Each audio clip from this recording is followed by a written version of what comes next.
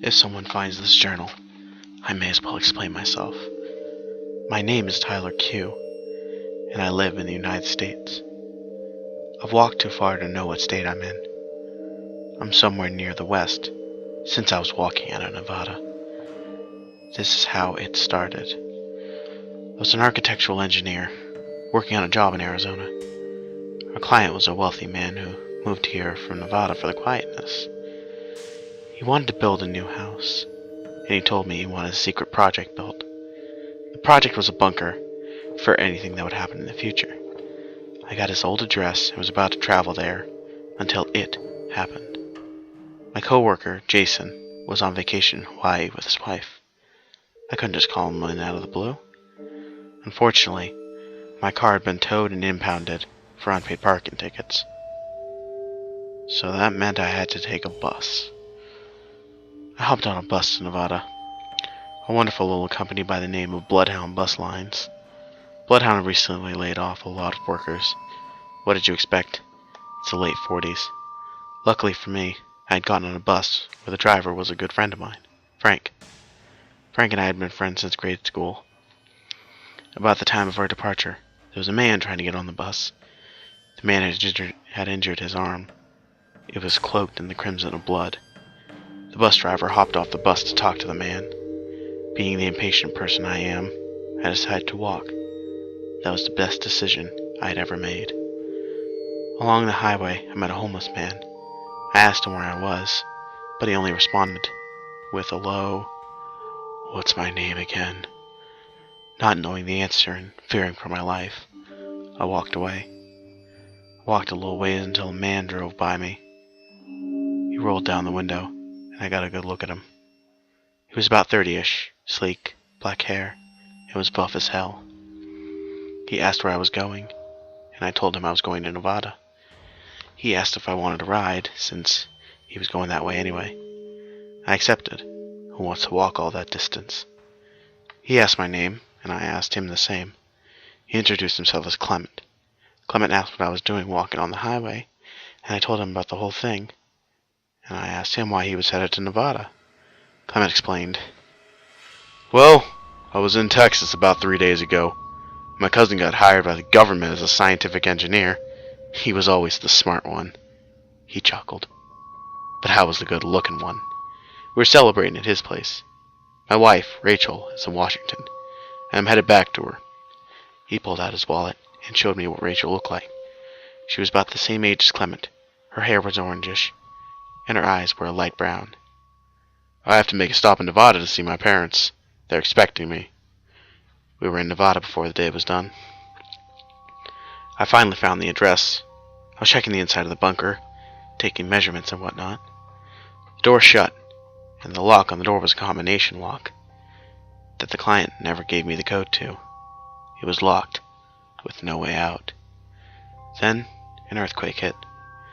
I knew earthquakes were frequent, but I didn't know that would happen to me now. It was so massive I thought the bunker was collapsing in on me. But it didn't, thank God. The quake stopped, and I went to work on the lock. There must be some kind of code in here, I kept telling myself. I looked all over, but it wasn't there. So, there I was, who knows how many days later. My flashlight was running out of battery, and the fluid supply is getting low. There must be some kind of clue in here somewhere, I thought to myself. Wait, what's that in the corner? A mouse hole? But no mouse could get through the concrete. I decided to reach in it out of pure curiosity, because I had seen enough action movies to think people hide things in plain sight. There's no mouse, but there's something else. I took it out, and it was a paper with numbers and arrows. It was the code. I entered it on the dial, and there was a loud ka-chunk. The door unlocked, and I exited. The horror had started. What was once a beautiful town had become a horrid wasteland. There was fog and smoke everywhere. In the middle of the town, there was a crater as large as the Pentagon, as far as I could see. There was no earthquake. Well, the only thing to do then was walk. I had to find out what happened. As I walked, I found it hard to breathe.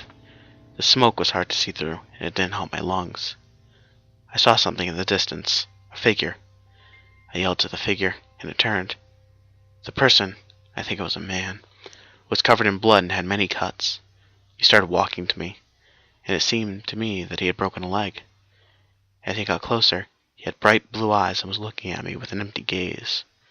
He fell over, and I ran over to help him. I asked if he was all right, but all I heard was a low growl. I decided to move on. He wasn't going to move any time with that leg of his. I've been walking for a long time, and I'd seen things no one should see. Finally, I reached a cabin, but I wasn't the only one. From inside the cabin, I heard crying. Slowly, I opened the door and peered in. There was a woman, about 30 years of age, sitting on the bed. She had orangish-red hair that glowed in the light of the fireplace. Her body was covered in cuts and bruises. She must have been through a lot.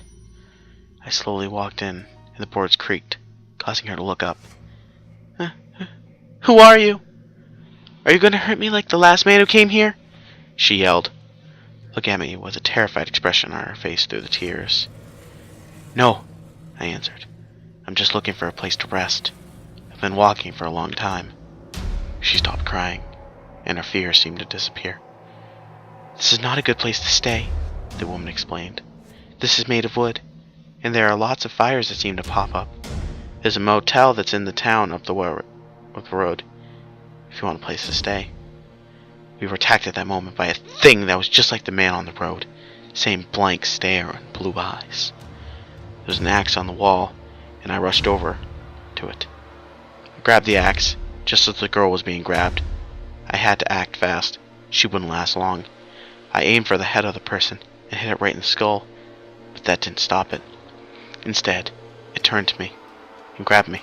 The thing pinned me to the floor. I thought I was going to die. I heard a gunshot. The creature fell on top of me, a bullet hole through the back of its head. The woman stood behind it with a gun.